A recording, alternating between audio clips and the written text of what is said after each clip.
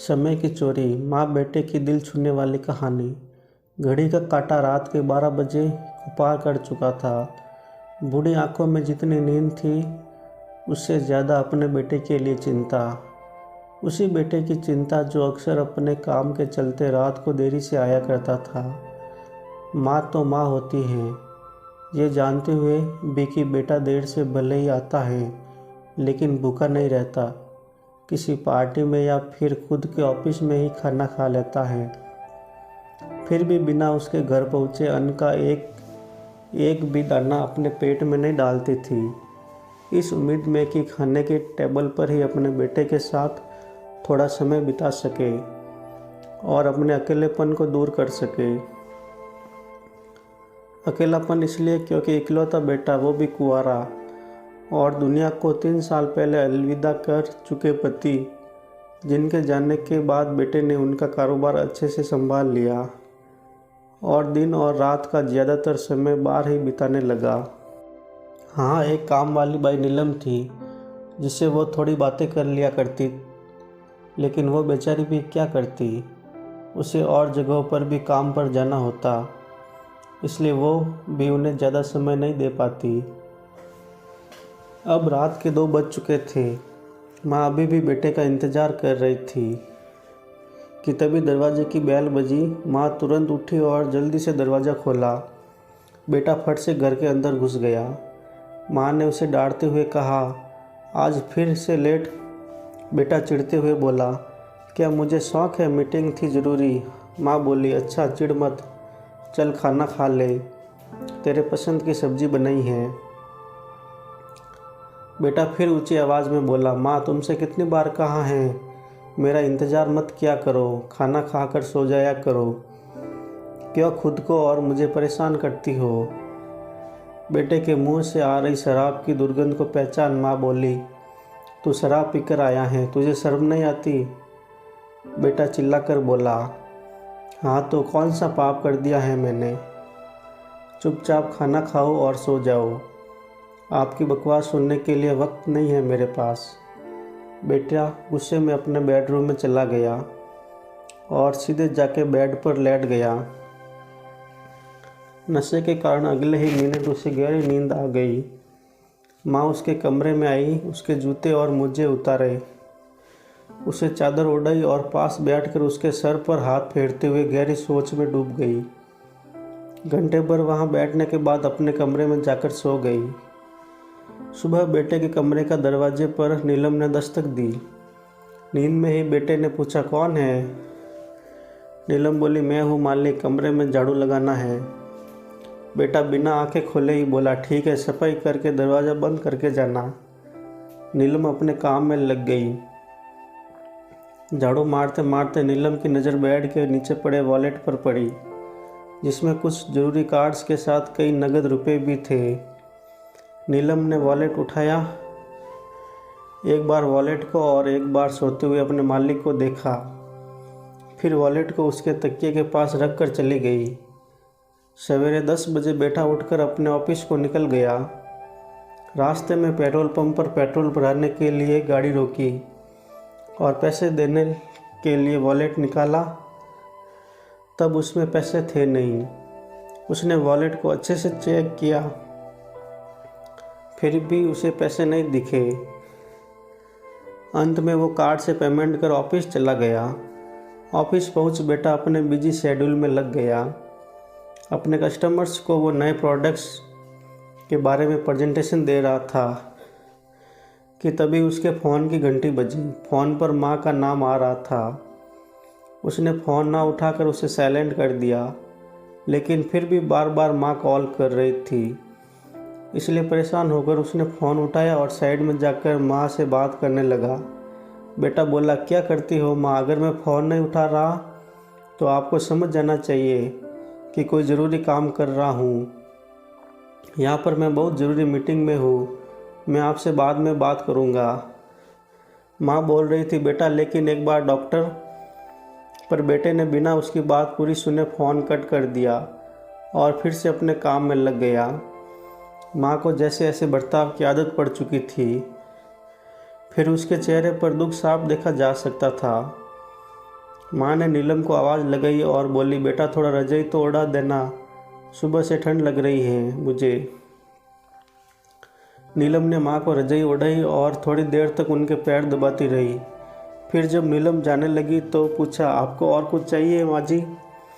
माँ हिचकिचाते हुए बोली, बेटा मैं जानती हूँ तुम कई और जगहों पर काम करती हो, लेकिन क्या तुम थोड़ी देर और यहाँ बैठकर मुझसे बातें कर सकती हो? नीलम बोली, हाँ माँ जी, क्यों नहीं। वो वहीं पर बैठकर माँ से बात करने लगी। अगले दिन बेटे का पार्सल आया। डिलीवरी बॉय को पैसे देते समय बेटे ने अपना वॉलेट खोला, पर पाया कि इस बार भी वॉलेट में पैसे नहीं हैं। बेटे ने यूपीआई से डिलीवरी बॉय को पेमेंट कर दिया। माँ के पास जाकर बेटा गुस्से में कहने लगा, देखो माँ, इस बार को लेकर यह चौथी बार हो गया है कि मेरे वॉलेट में एक भी रुपया नहीं है। मैं कहता हूँ ये नीलम पक्की चोर है। माँ बोली, नीलम ऐसा नहीं कर सकती, वह बहुत अच्छी लड़की है। बेटा बोला, उसने तुम्हारे पैर दबाकर और तुम्हारे साथ चिकनी चुपड़ी बातें करके तुम्हें अपने जाल में फंसा लिया है, इसलिए तुम्हें वो अच्छी ही नज़र आएगी। आज तुम्हारे सामने दूध का दूध और पानी का पानी कर ही देता हूँ। कहकर बेटे ने नीलम को आवाज़ लगाई और वहाँ पर आने के लिए कहा। मालिक की इतनी ऊंची आवाज़ सुनकर नीलम दौड़ती हुई वहाँ पर आ गई। उसने तुरंत नीलम पर आरोप लगाते हुए कहा, अगर तुम्हें किसी चीज़ की या पैसों की ज़रूरत थी तो मुझे कह दिया होता, मैं तुम्हें दे देता। चोरी करने की क्या ज़रूरत थी? नीलम को पहले कुछ समझ में नहीं आया। फिर जब वह समझ पाई कि उसको चोर कहा जा रहा है, तब वह बोली, मैंने ऐसा कुछ भी नहीं किया है मालिक। अच्छा तो पुलिस बुला लेता हूँ, वही अब सच सामने लाएंगे। बेटे ने गुस्से से कहा। नीलम डरते हुए माँ की तरफ देखने लगी। माँ ने अपने बेटे से कहा, नीलम ने चोरी नहीं की है, वॉलेट से पैसे मैंने निकाले हैं। बेटे ने कहा, माँ तुम उसे बचाने की कोशिश मत करो। माँ ने कहा, मैं उसको बचाने की कोशिश बिल्कुल नहीं कर रही हूँ, बल्कि वही कर रही हूँ जो सच है। बेटा आवाज़ थोड़ी धीमी करते हुए बोला, तुम्हें ऐसा करने की क्या ज़रूरत थी माँ? तुम मुझसे बोल देती, क्या मैं तुमको पैसे नहीं देता?